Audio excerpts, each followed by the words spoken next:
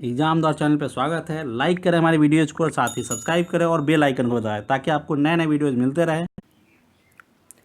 Hello friends, आपके अपने YouTube channel exam द्वार पे आप सभी का स्वागत है। मैं इंद्रजीत हाजिर हूँ जीके सुपरफास्ट का भाग 6 लेकर पार्ट 6 में। आप सभी चलिए शुरू करते हैं पहला क्वेश्चन के साथ। और पहला क्वेश्चन है, लोकसभा, विधान परिषद और विधानसभा इनमें से किस विधायी सदन को समाप्त किया जा सकता है? यहाँ समाप्त नहीं किया जा सकता, ये होगा। यहाँ पे नहीं छूट गया है तो आप लोग इसे नहीं देख लेंगे। लोकसभा, विधान परिषद और विधानसभा इनमें से किस विधायी सदन को समाप्त नहीं किया जा सकता है? ऑप्शन है विधान परिषद, लोकसभा, राज्यसभा या विधानसभा। तो इन तीनों में से किसे समाप्त नहीं किया जा सकता? तो ऑप्शन ए विधान परिषद को समाप्त नहीं किया जा सकता। अगर ऑप्शन वैसे तो राज्यसभा को भी समाप्त नहीं किया जा सकता, लेकिन चूंकि ऑप्शन में यहाँ नहीं दिया है इसलिए यहाँ सिर्फ हम विधानसभा मानेंगे, क्योंकि इन तीनों में से ही पूछा है। तो ऑप्शन ए इसका सही आंसर है, विधान परिषद को समाप्त नहीं किया जा सकता है। चलते हैं अगले प्रश्न पे। अगला प्रश्न हमारा, किन राज्यों में पेशा यानी पंचायत अनुसूचित क्षेत्रों में विस्तार अधिनियम 1996 परिवर्तनीय नहीं है? ऑप्शन है असम, मेघालय, तमिलनाडु, असम, मेघालय, मणिपुर, राजस्थान, मध्य प्रदेश, उत्तर प्रदेश या असम, मेघालय, सिक्किम। तो किस राज्य में पेशा यानी अनुसूचित क्षेत्रों में विस्तार अधिनियम 1996 परिवर्तनीय नहीं है? तो ये है ऑप्शन ए असम, मेघालय, तमिलनाडु में ये परिवर्तनीय नहीं है। चलते हैं अगले प्रश्न पे। अगला प्रश्न हमारा, किन राज्यों या संघ शासित क्षेत्र में लोकसभा में केवल एक सीट है? ऑप्शन है चंडीगढ़, सिक्किम, मिजोरम, असम, मेघालय, तमिलनाडु, असम, मेघालय, मणिपुर या राजस्थान, मध्य प्रदेश, उत्तर प्रदेश। तो किसमें लोकसभा से केवल एक सीट है? तो ये है ऑप्शन ए चंडीगढ़, सिक्किम और मिजोरम इसका सही आंसर है। चलते हैं अगले प्रश्न पे। अगला प्रश्न हमारा, भारत के राष्ट्रपति के महाभियोग की प्रक्रिया है? ऑप्शन है अर्ध न्यायिक प्रक्रिया, न्यायिक प्रक्रिया, चुनाव प्रक्रिया या वैधानिक प्रक्रिया। तो भारत के राष्ट्रपति पर महाभियोग चलाने की प्रक्रिया क्या है? तो ये है ऑप्शन ए अर्ध न्यायिक प्रक्रिया है।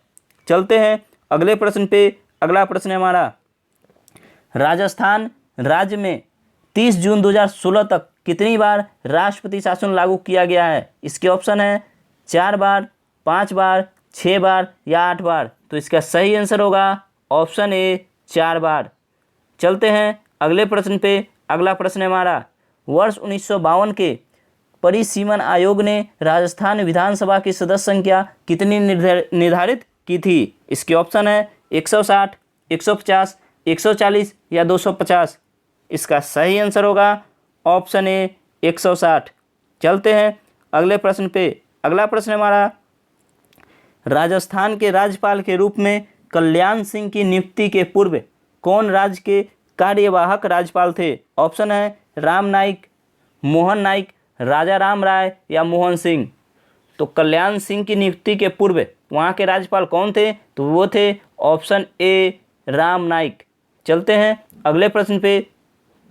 अगला प्रश्न हमारा, राजस्थान लोक सेवा आयोग के अध्यक्ष के रूप में किसका कार्यकाल सबसे लंबा रहा है? ऑप्शन है DS तिवारी, मोहन लाल शर्मा, घनश्याम तिवारी या आयुष्मान खत्री।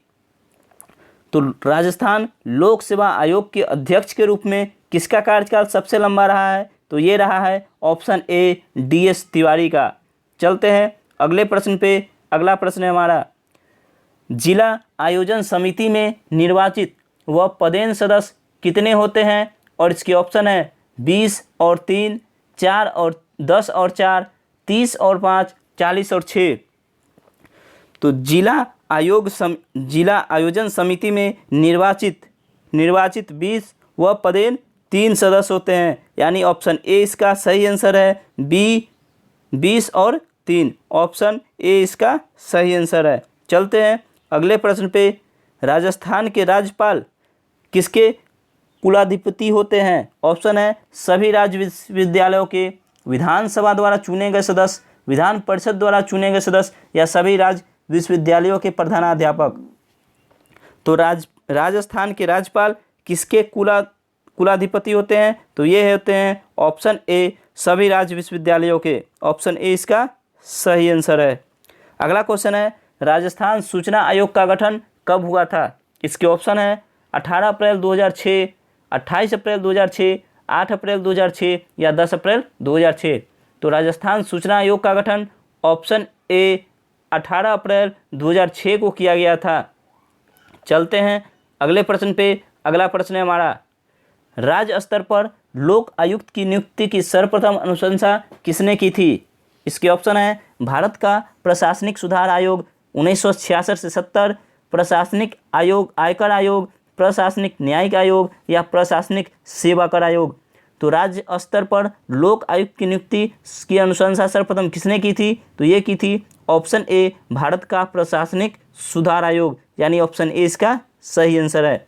अगला प्रश्न देखते हैं 2 अथवा 2 से अधिक राज्यों के लिए संयुक्त लोक सेवा आयोग अध्यक्ष की नियुक्ति कौन करता है? इसके ऑप्शन है राष्ट्रपति, राज्यपाल, उपराष्ट्रपति या प्रधानमंत्री। इसका सही आंसर होगा ऑप्शन ए राष्ट्रपति।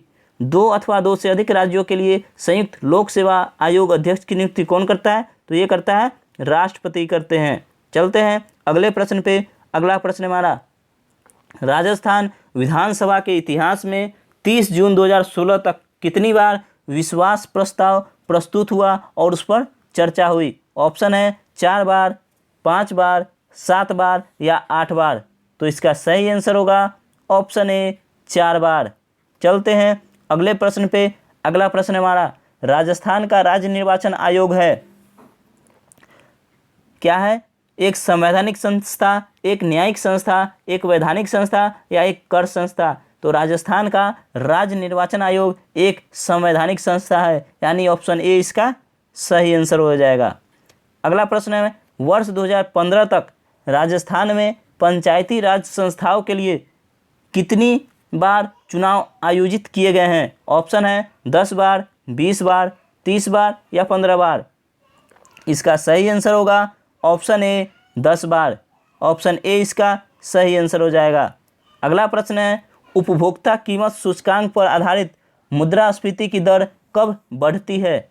ऑप्शन है जब बैंक दर कम कर दी जाती है, जब बैंक दर ज़्यादा कर दी जाती है, जब बैंक दर कम या ज़्यादा कर दी जाती है या जब बैंक दर शून्य कर दी जाती है। तो उपभोक्ता कीमत सूचकांक की पर आधारित मुद्रास्फीति की दर कब बढ़ती है? तो ये बढ़ती है जब बैंक दर कम कर दी जाती है, यानी ऑप्शन ए इसका सही आंसर है।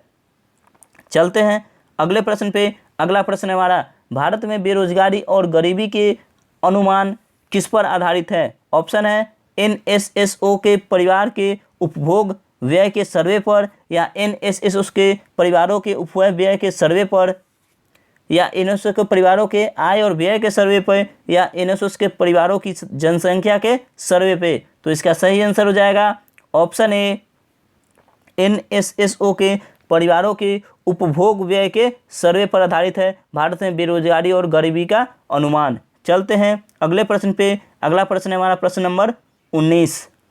वर्ष 1951-52 से 2015-16 की अवधि के किस वर्ष में स्थिर कीमतों पर भारत की प्रति व्यक्ति आय की वृद्धि दर सर्वाधिक रही है? ऑप्शन है 2007 से 8, 2008 से 9, 2010 से 11 या 2005 से 6। तो इसका सही आंसर होगा ऑप्शन ए 2007 से 2008 के बीच।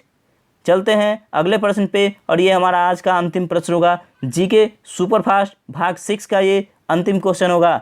राजस्थान थोक मूल्य सूचकांक का आधार वर्ष कौन सा है? ऑप्शन है 1999 से 2000, 2008 से 2009, 2010 से 2011 या 2005 से 2006। तो इसका सही आंसर होगा ऑप्शन ए 1999 से 2000 इसका सही आंसर हो जाएगा। इसी अंतिम प्रश्न के साथ ये सेशन समाप्त होता है। अगर आप चैनल पे नए हैं तो वीडियो को लाइक और शेयर कर दें, चैनल को सब्सक्राइब कर दें और सब्सक्राइब के बगल में एक बेल आइकन है उसे भी दबा लें, जिससे हर हमारे आने वाले वीडियो का नोटिफिकेशन आपको मिलता रहे। एग्जाम द्वारा चैनल पर आपको मैथ, जीके और रीजनिंग के वीडियो मिलेंगे। सभी वीडियो का लिंक इस वीडियो के डिस्क्रिप्शन बॉक्स में दे दिया गया है, वहाँ से आप सभी वीडियो देख सकते हैं। आप हमसे व्हाट्सएप ग्रुप के माध्यम से जुड़ सकते हैं। व्हाट्सएप ग्रुप का लिंक इस वीडियो के नीचे डिस्क्रिप्शन बॉक्स में दिया गया है, वहाँ से आप डायरेक्ट हमारे ग्रुप को ज्वाइन कर सकते हैं। इसी के साथ ये सेशन समाप्त होता है। हम आपसे फिर मिलेंगे नेक्स्ट वीडियो में, तब तक के लिए जय हिंद, जय भारत।